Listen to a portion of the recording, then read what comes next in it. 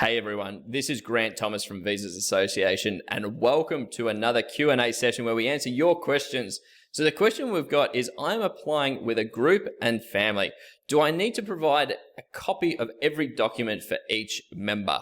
Now this is a great question and it is highly important to understand, especially if you're traveling in a group or a family, right? Because if you're traveling in a family with children, know that as parents, you need to provide evidence that you are going to sponsor and cover the children that are going to be traveling with you, right? So obviously they don't have an income, they can't prove income tax returns, they probably don't have enough money in their bank accounts, which means that you will be the one providing for them financially. Now, do you need to provide a document for every single one? Yes. The short answer is absolutely you do. Each application is for every individual. It's the same as you applying for a passport, right? You can't just go and fill in one form and get a passport for every single family member. The visa is the same. You're applying for a Schengen visa for an individual, right? So the same logic applies here. So when you complete a visa application form, you will need to, if you've got a family of 5, 3 children, 2 parents, there will be 5 application forms. The key difference is that for yourself and your partner, your forms will talk about how you are going to fund your own travel and that you will be the ones traveling together. But then for your children's forms, the forms will actually outline that they are traveling with their family and that the sponsor is the parents of the trip. This makes it very simple for you to understand that these are the key items. The additional value to this is when you go and get certified copies of your bank statements, of your income tax return, etc., you can actually just get 3 or 4 different copies of the same document certifications and include them in every single application, which means that when you go to get a certified copy of your income tax return, just get another couple of copies certified as well so that you can put them in each one of the children's applications. Now, sometimes you'll apply and they'll kind of bundle them together and make it a little bit easier, but our advice is always expect the worst, which means that 2 different people might review 2 different applications and they might not know that you're the children, right? So in your cover letter for each person as well, talk about the family traveling together, show tickets of everybody flying together, show activities and booking the Colosseum together, etc., etc. Because you're traveling as a family, everyone will have tickets and everything booked together. So to get into a little bit more detail, each individual member of the family will have their own set of documents and their own set of requirements, and they'll be slightly different. So yours will be around your financial means, your pay slips, your bank statements, your income tax return, etc., etc. And so they will need to be bundled in for your application and for theirs.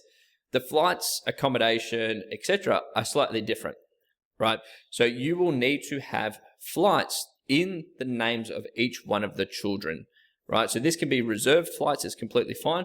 So you will need your flight reservations for each child, and they will need to go into their documents and their application. So it doesn't need to be included in yours, it just needs to be included in theirs. And so their cover letter will say, I'm traveling with my parents who are also applying for a Schengen visa at the same time. And you can see their income statement here, their booked flights here, etc.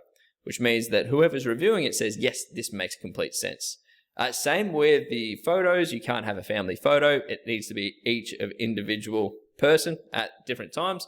For the children, you will need to fill out and write a full sponsor form. So complete the same form, replace the children's names, sign it at the bottom, and include it in their submissions as well. The cover letter for everyone needs to be different. So most of the children can have the exact same cover letter, traveling with parents, etc.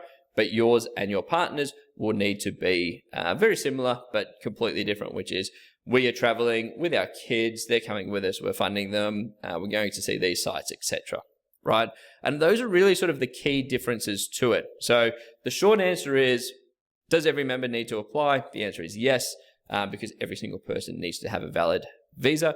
The difference as well is when you're applying for a Schengen visa is the cost of the visa fee. So adults, which is anybody above the age of 12, is approximately 80 euros at the moment. Children between 6 to 12 is about €40, and anyone below 6 is free. So it's not going to make a big difference because you are booking flights or reserving flights, and the Visas Association can help you with the reserving flights. But just know that that is kind of the process you have to go with. So the answer is yes, and I've hopefully added a little bit more value in this video for you so that you can understand a little bit more about what you do in each stage.